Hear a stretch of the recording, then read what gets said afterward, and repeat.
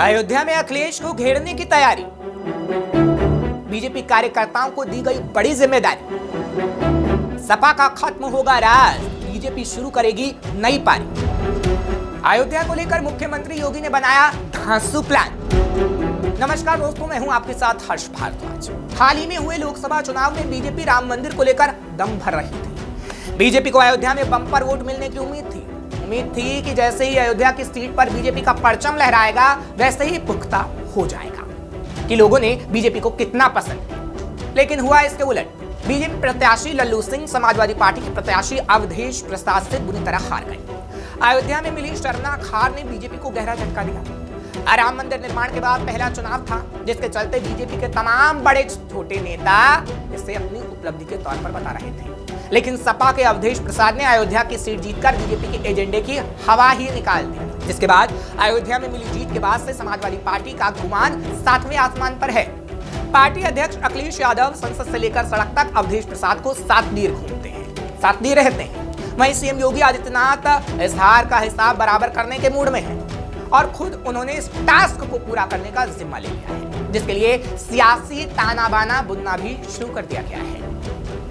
दरअसल यूपी में 10 सीटों पर उपचुनाव होने हैं। उसमें अयोध्या की मिल्कीपुर विधानसभा सीट भी है, क्योंकि अयोध्या से सपा के सांसद बनने के बाद अवधेश प्रसाद के विधायक पद से इस्तीफा देने के चलते मिल्कीपुर विधानसभा सीट खाली हो गई है। इसलिए अयोध्या की हार को मिल्कीपुर सीट जीतकर सीएम योगी आदित्यनाथ हिसाब बराबर करना चाहते हैं, सपा को झटका देना चाहते हैं, क्योंकि अयोध्या में एक और हार बीजेपी को अब मंजूर नहीं। मुख्यमंत्री योगी आदित्यनाथ ने इस चुनाव को अपनी प्रतिष्ठा से जोड़ दिया है, इसलिए योगी आदित्यनाथ इस चुनाव को लेकर कोई भी रिस्क नहीं लेना चाहते। अपने प्लान को अमल में लाने के लिए सीएम योगी ने बीजेपी कार्यकर्ताओं को जीत का मंत्र दिया। मुख्यमंत्री ने बूथ जीतो चुनाव जीतो अभियान के तहत कार्यकर्ताओं का हौसला बढ़ाया और कहा कि विपक्षी दलों के दोहरे रवैये की पोल जनता के सामने खोलनी ही होगी। सीएम योगी ने कहा कि इस बार चुनाव प्रचार नहीं होगा, जरूरत हर वोटर के घर तक जाने की है। हमें जनता का मन जीतना है, कोई बड़ी सभा नहीं होगी। जरूरत पड़ी तो 2-4 गांवों का दौरा किया जाएगा, लेकिन हर हाल में विजय हासिल करनी ही होगी। क्योंकि अगर मिल्कीपुर सीट बीजेपी नहीं जीत पाई तो समाजवादी पार्टी की बात पुख्ता हो जाएगी कि बीजेपी को जनता पसंद नहीं करती। बीजेपी को जनता ने नकार दिया है।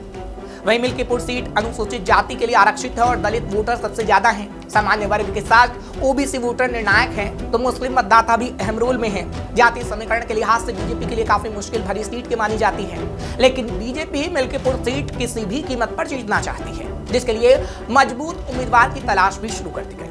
बीजेपी ऐसे नेता को उतारने की फिराक में भी है जो मिल्कीपुर सीट के सियासी समीकरण में फिट बैठता हो और जीतकर हार का हिसाब बराबर कर सके।